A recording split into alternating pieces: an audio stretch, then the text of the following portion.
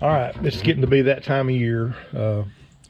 Be a lot of offshore fishing for people, ledge fishing, ditch fishing, or just fishing deep. Of course, in some lakes, you know, depending on where the thermocline goes and all that stuff, the oxygen levels, you're not going to have to fish that deep.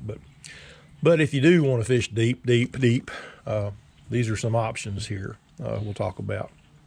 So we'll start here with this Strike King 6X or 10. That's a 10XD.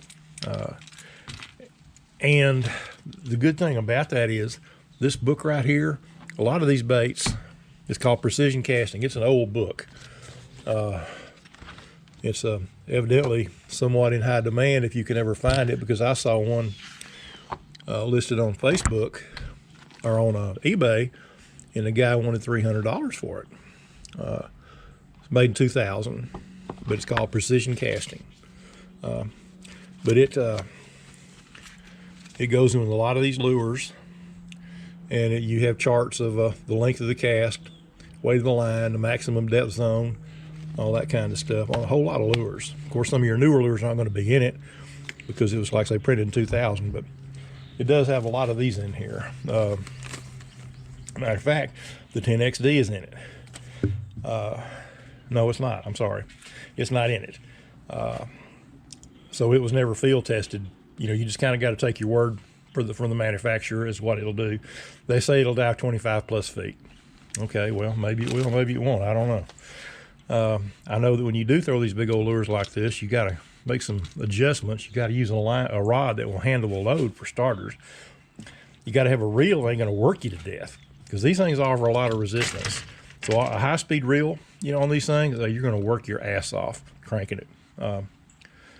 And then, you know, like I say, they say it'll go 25 plus feet. I don't know. This is a Strike King 6XD. They say it'll go 19 plus. Like I say, a lot of that's going to depend on the length of cast, how heavy line you're using, and on these real heavy ones, you're going to have to step your line up a little bit, or you're going to pop your line on some of the cast, especially if you get any kind of nick in it at all. Now, here's a man's 30 plus. It is in the book. Matter of fact, let's see if I can find it real quick. Let's see. Because I went and looked them all up a while ago. Man's, page 81. Let's go to page 81. There's a 20 plus. And there is the 30 plus and all the information on it. They test it with 8-pound line up to 20-pound line. And your depth ranges go anywhere from 17 feet to 22 feet. Like I say, again, depends on the length of the cast. 70-foot cast, they're saying 14-pound with a rod tip held 2 feet above the surface. They're saying it'll hit 16, 17 feet. So anyway, so the depth ranges on the 10XD are 17 to 22 feet. All right, this is a man's 20 plus. They're saying 12 to 16 on it. This is a man's 15 plus. They're saying 12 to 16 on it. The Norman DD22 is in the book. They're saying 13 to 17. And a fat-free shad, Excalibur fat-free shad, they're saying the same thing, 13 to 17. Now we're going to get over here in some of these lures. Well, I mean, the Mans, they're out of production. Or they may not be. I don't know. I've seen a bunch on eBay. I don't know if they're brand. Some of them are new in the package. Some of them I don't know if their collectors have them. But anyway, this is a Rapala FR5 down deep rattling fat wrap. They're saying it'll go 12 to 15. This is kind of like a man's 15 plus. And this is a down deep rattling fat wrap FR7. They're saying 13 to 17 on it.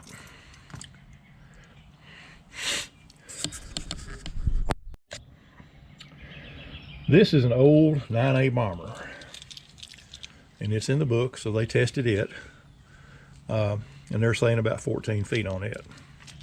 Again, the length of the cast, how much line you're using, how fast, all that stuff.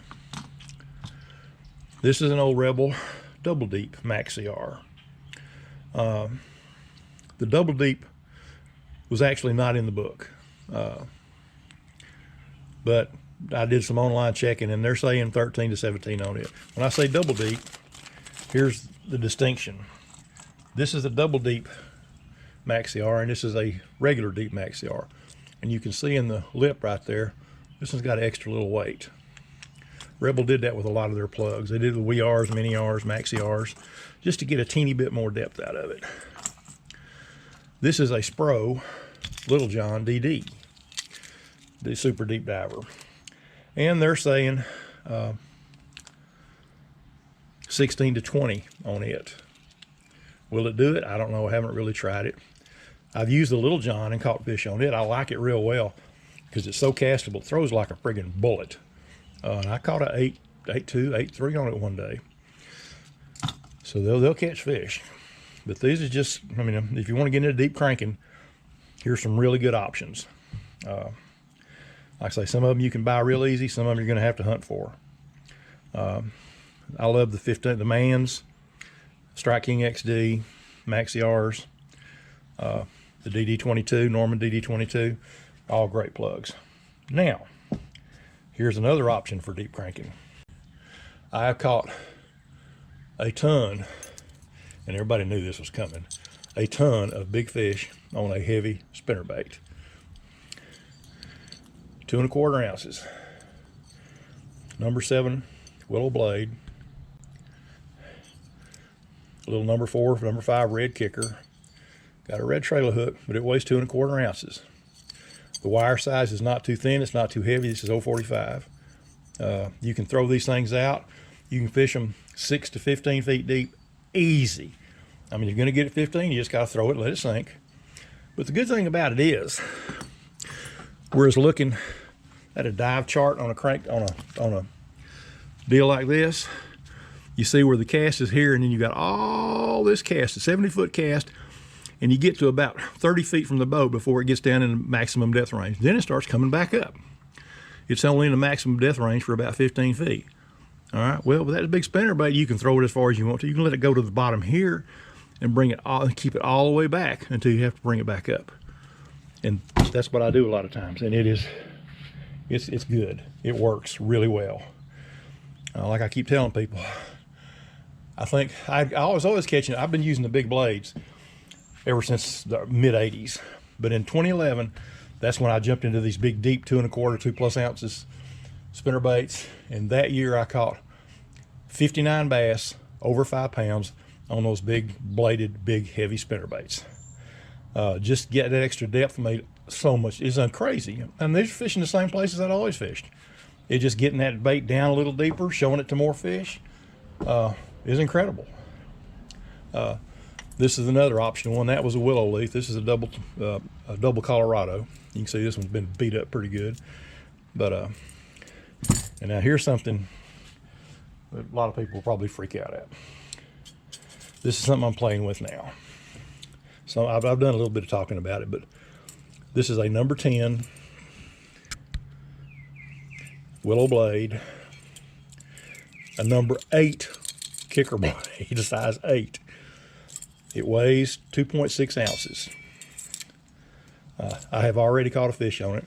Not a big fish, because I hadn't really fished it much. But the fish I did catch weighed 2 pounds and 7 ounces. And it jumped on this big thing. The trailer hook was all that got it. That's why I always use a trailer hook. The trip before I threw it and I had one jump on it, I jerked him to the top of the water and it came off.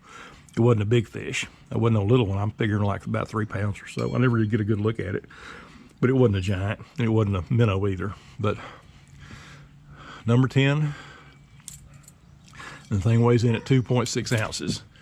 Now I've also got a little heavier version right here, same rig, only this one weighs, oh, got the wrong one. I did it both ways. I did it with a white blade and a chartreuse blade. This one weighs 3.25 ounces. So it's another ½ ounce heavier. But again, I had to make some real serious modifications to this arm right here, so I don't want the blade hanging way back beyond that hook. So, but it works so well. It's crazy how good it works. You can almost count the revolutions of the blade in the water. It just kind of woof, woof, woof. And you can get it down deep, even not meaning to. It's hitting the bottom in 6 or 7 foot of water with me, and that's the lighter one which I was using. I haven't even fished this big heavy one yet. I will. There's the other bad thing about it is it's kind of a booger to throw, because that big old blade, it catches the wind. It helicopters real bad sometimes, but small price to pay. But anyway, there's you some options for fishing deep this summer. And this, like I say, I'm posting the full video on my Facebook page. I'm just putting a little intro on YouTube. I'm just kind of trying to screen my audience a little bit. But anyway, there's you some thoughts.